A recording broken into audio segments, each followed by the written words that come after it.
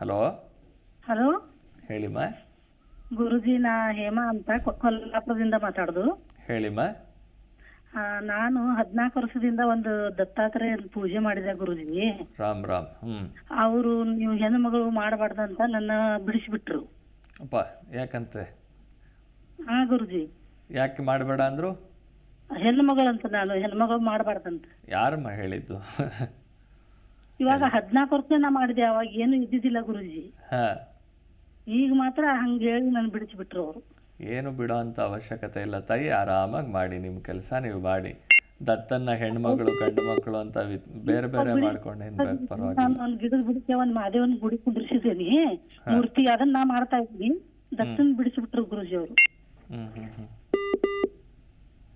ನಿಮ್ಮ ಮನಸ್ಸಿನಲ್ಲೇ ಇರ್ತಾನೆ ದತ್ತ, ಮನಸ್ಸಿನಲ್ಲೇ ಪ್ರಾರ್ಥನೆ ಮಾಡ್ಕೊಳ್ಳಿ. ಯಾರು ಬಿಡಿಸೋದಕ್ಕೆ, ನಿಮ್ಮ ಮನಸ್ಸು ಒಳಗಡೆ ಬಂದು ಯಾರು ಬಿಡಿಸೋದಕ್ಕೆ ಸಾಧ್ಯ ಇಲ್ವಲ್ಲ. ಪ್ರತಿನಿತ್ಯ ದತ್ತನ ಧ್ಯಾನ ಮಾಡಿ, ನಾಮಸ್ಮರಣೆ ಮಾಡಿ, ಭಜನೆ ಮಾಡಿ, ಖಂಡಿತ ಒಳ್ಳೇದಾಗತ್ತೆ ತಾಯಿ, ಒಳ್ಳೇದಾಗ್ಲಮ್ಮ. ಹೀಗೆ ಕರೆ ಮಾಡೋದ್ರ ಜೊತೆಯಲ್ಲಿ ನಿಮ್ಮ ಆಚಾರ ವಿಚಾರಗಳಲ್ಲಿ ಏನಾದರೂ ಸಂಶಯ ಇದ್ದರೆ ಕೂಡ ಅದನ್ನು ಕೇಳಿ. ಖಂಡಿತವಾಗ್ಲೂ ಸಂಶಯಕ್ಕೆ ನನಗೆ ತಿಳಿದಿರುವಂತಹ, ನಮ್ಮ ಹಿರಿಯರು ಹೇಳಿಕೊಟ್ಟಿರುವಂತಹ ಧರ್ಮ ಸೂಕ್ಷ್ಮದ ಪರಿಹಾರಗಳನ್ನು ತಿಳಿಸ್ಕೊಡೋದಕ್ಕೆ ಕೂಡ ನಾನು ಪ್ರಯತ್ನ ಮಾಡ್ತೀನಿ.